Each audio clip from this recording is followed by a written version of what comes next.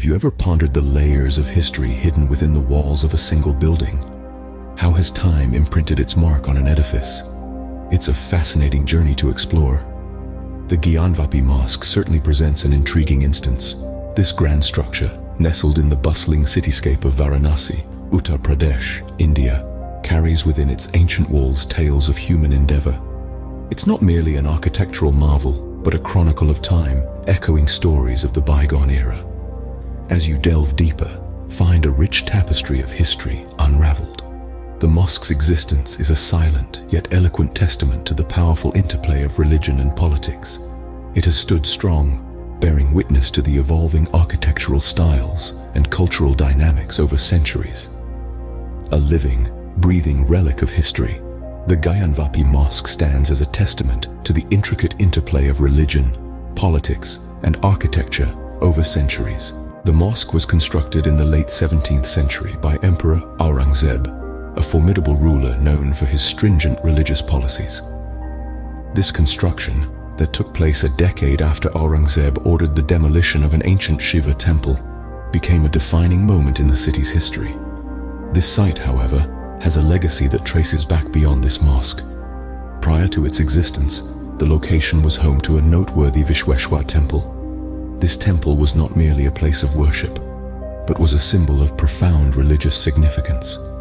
Dedicated to the Hindu deity Shiva, it was a beacon of faith that attracted countless devotees.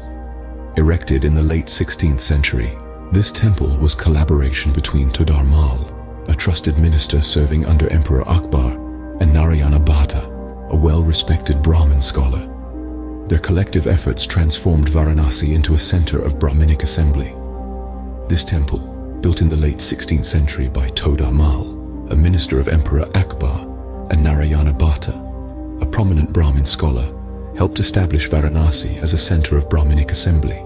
However, the history of the site is not without contention. Many are divided on the subject, voicing an array of theories and stories that surround the original temple's existence.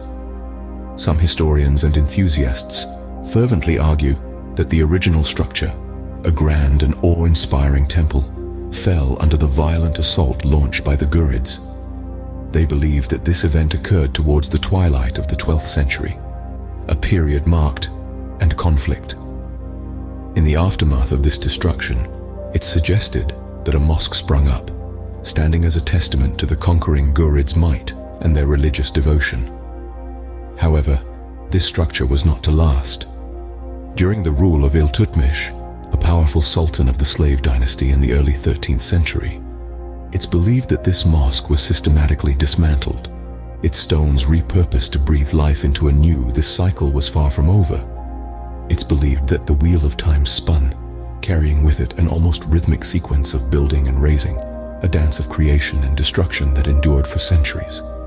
Ultimately, the temple allegedly fell prey again in the late 17th century, succumbing to the fervent religious fanaticism of Aurangzeb. This cycle of destruction and reconstruction allegedly continued over the centuries, with the temple falling victim to Aurangzeb's religious zealotry in the late 17th century. In 1678, Aurangzeb initiated the Gyanvapi Mosque's construction. The mosque was notably distinctive due to its facade, which drew creative inspiration from the Taj Mahal's majestic entrance. What made the mosque's architecture even more unique was the incorporation of remnants from a demolished temple. This repurposing was not just limited to decoration, but served a functional purpose as well. The temple's plinth was repurposed as the mosque's courtyard. Further, the southern wall, with its architectural features, was transformed into the Qibla wall. Despite the building's transformation, the site's Hindu heritage was not entirely erased.